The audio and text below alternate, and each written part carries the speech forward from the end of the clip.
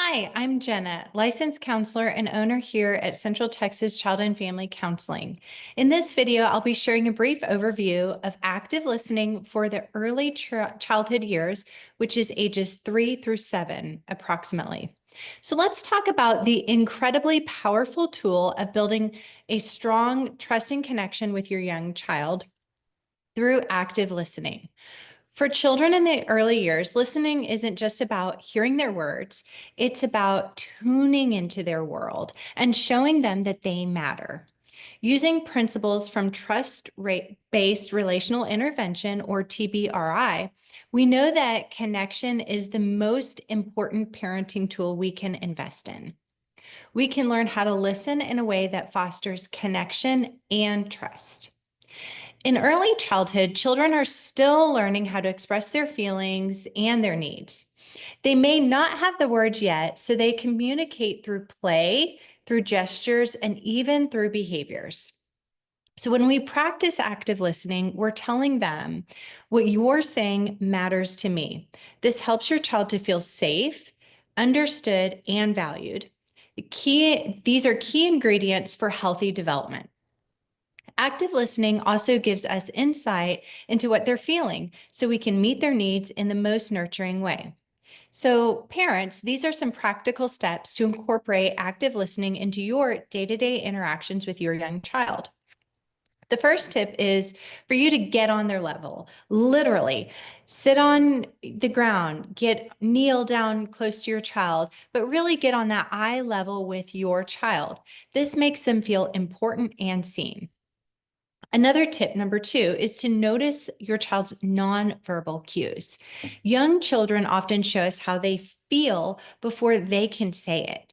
So pay attention to their tone, to their facial expressions, and to their body language. You really want to attune yourself to those subtle and not so subtle nonverbal cues. Tip number 3 is to reflect back to your child what you see. You might say something like, "You're looking upset. Did something happen?" Or, "I see you're smiling. That must make you happy." Saying this shows that you're trying to understand them. Tip number 4 is to stay curious. Parents, remember to ask gentle questions to help your child share more. You could say something like, "Can you tell me about your drawing?" Or, "What made you laugh just now?" Encouraging your child's voice builds trust and connection. And lastly, tip number 5 is for you to validate your child's feelings. So even if you can't solve a problem for your child, just acknowledging their emotions is powerful. Say, "It's okay to feel mad. I'm here to help you." This helps your child feel supported.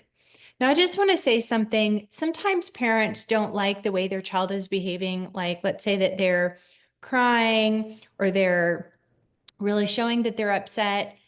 Validating their emotions it's not the same as agreeing with their behavior or giving the okay for their behavior. It's just acknowledging that your child has feelings and you see that and that those feelings matter.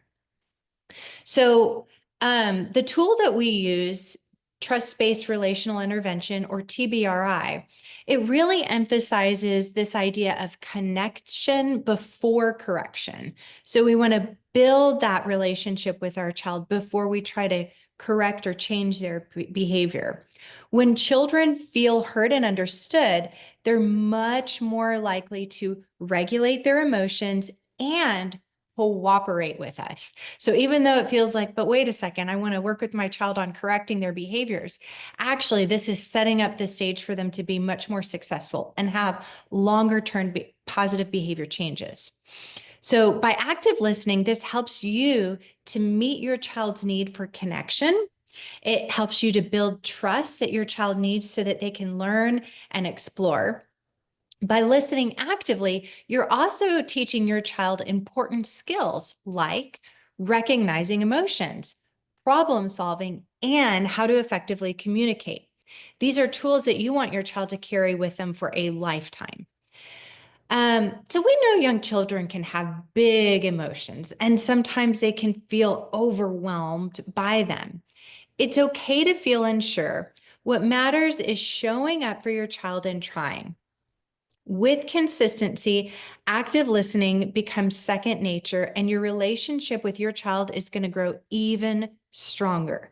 So, we don't think parents need to be perfect, but we're just on the path to trying our very best.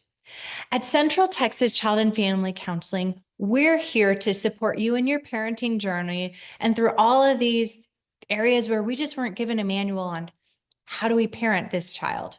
If you'd like more guidance, reach out to your therapist. Thank you for investing in your child's emotional health. By listening with intention, you're building a foundation of trust that's going to last a lifetime.